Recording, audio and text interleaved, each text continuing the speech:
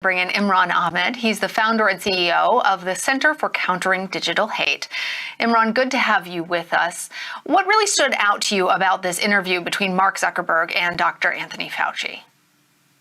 Well, thanks for having me on. I think two things really stood out to me. First was the insufficiency of it all. 50,000 people watching that broadcast live. And if you think that the research that the Centre for Countering Digital Hate has done shows that the spaces and people preaching misinformation about vaccines now number 58 million on platforms including Facebook, then it did seem somewhat incongruous, the sheer lack of numbers watching that. The second was the extraordinary hypocrisy of it all. It was like watching a movie, Hannibal Lecter interviewing Clarice Starling, in that what you have is the person who's probably most responsible for doing nothing to stop the spread of misinformation, asking one of the nation's great physicians, well, what more can we do? I think he knows the answer. Well, Facebook is facing growing pressure from activists and advertisers to do more to combat hate speech and misinformation on its platform, including from your organization. Is there a particular importance to the timing of this interview? Well, of course, it's being done at a moment when they're facing great pressure from the Stop Hate for Profit campaign, which is being run in the United States. Also by the report that we put out last week, the anti-vaxxer industry. And of course, this does seem like it's an attempt to PR spin over the fact that they are still not doing enough. And their response to our report, which found 400 individuals in groups that are being used to preach misinformation to 58 million people, that the result of that is that 4 in 10 Americans aren't sure or are not going to take the coronavirus vaccine, and that we need 8 in 10 to take it if we're going to have immunity, be able to contain the disease. It does all seem rather suspicious that it's happening now. And it was the insufficiency of it all, the hypocrisy of him doing so, while in the next breath, then blaming the government. Well, actually, let's go ahead and listen to what Mark Zuckerberg had to say about the Trump administration's handling of the pandemic.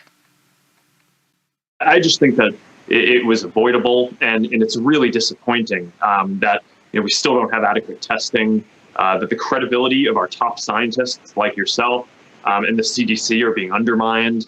And until recently, that parts of the administration were calling into question whether people should even follow basic best practices like wearing masks. But look, the U.S. is a resilient country. Well, I believe that you and I have even talked about in the past that Facebook has really been criticized for refusing to take down some of the president's controversial posts and other misinformation. What do you make of Zuckerberg's criticism and what we just heard? Well, look, I think there's criticism to go around on certain failures to do with coronavirus. But it does seem extraordinary and extraordinarily hypocritical of Mr. Zuckerberg to be blaming the government for confusion and misinformation about coronavirus. When, of course, as he was speaking on his very own live feed in the comments section underneath, there was a war going on between anti-vaxxers and those who said that we should be vaccinating and following the government's advice. And the primary platform in which misinformation is spread to people like ourselves, our families, our friends, the people we love and care about, is Facebook. There's absolutely no doubt. It's the first place we noticed it as an organization. It's the place that we see the most of it now. And for him to be blaming the government does seem a little bit like deflection. Well, a number of Twitter accounts belonging to politicians, celebrities, and other high-profile individuals were hacked on Wednesday. I don't know if this is a little bit outside of your wheelhouse, but I'd love to ask you about your assessment of the attack and how Twitter is handling it. Well, one of the things one of the roles that I do is I sit on the steering committee of the British government's Commission for Countering Extremism, which looks at violent extremism and counterterrorism, and these are concerns that we've had for a long time. Is the lack of safety in these platforms, the lack of privacy, and their vulnerability to hacking. It is. I think we were lucky. We were lucky that the hackers had a lack of imagination, and they chose to steal what ended up being, still for anyone that lost money, of course, it's a huge amount, but overall, a relatively small amount of money. This happened on the same day the British government announced that in the 2019 general election in Britain, it is clear that there was foreign involvement in that election, Russian specifically. We know about 2016. There is an election coming up in 4 short months in the United States.